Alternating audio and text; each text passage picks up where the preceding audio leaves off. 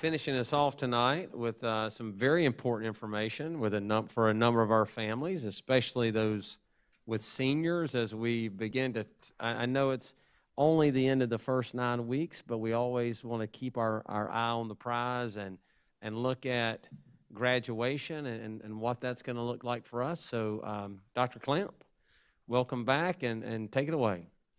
Yes, sir. Thank you. Madam Chair, members of the board, Dr. Little, this is an exciting presentation as we bring forward to you recommendations about our graduation and commencement exercises for 2022.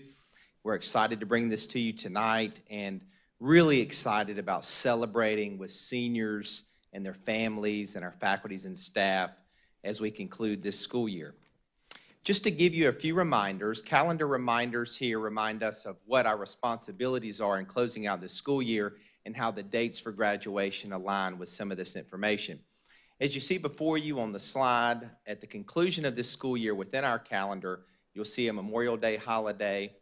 If we need to set up days for our high school, you will see that information there as well.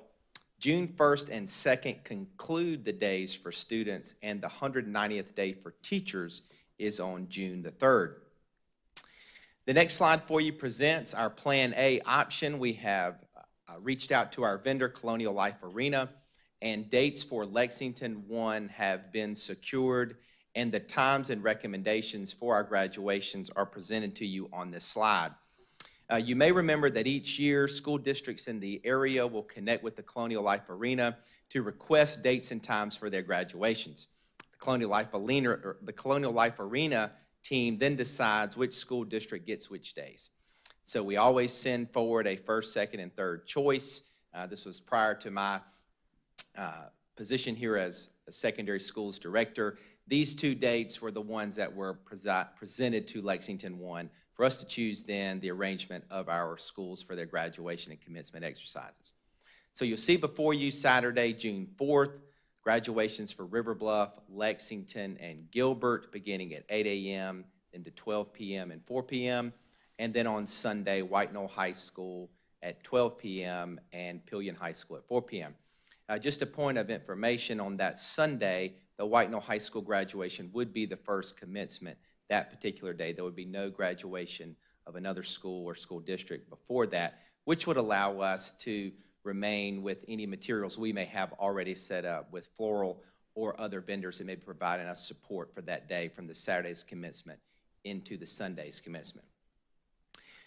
We do want to share with you that we have considered Plan B should there be any restrictions to capacity at the Colonial Life Arena. I'll go back to this slide just to say that we do hope that the Colonial Life Arena's restrictions for capacities are lifted so that all of the guests that would like to attend and support our graduates and their families are able to attend in their entirety.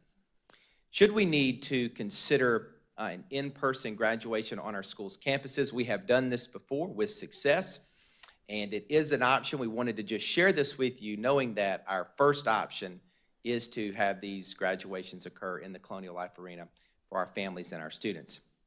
We have distributed the dates here as you see so that we would then be moving and transitioning equipment from school to school if we solicit for vendors to help us with that. Gilbert High School's graduation would begin then Wednesday, June 4th. If you remember back on the previous slide about dates in our calendar, that would be a date that is still being, that is still a part of our school's calendar. Then Thursday for Pillion, Friday for River Bluff, Lexington High School Saturday, and then White Knoll High School that Sunday. I would pause now to see if you had any questions or if I could further clarify any of the details from this report.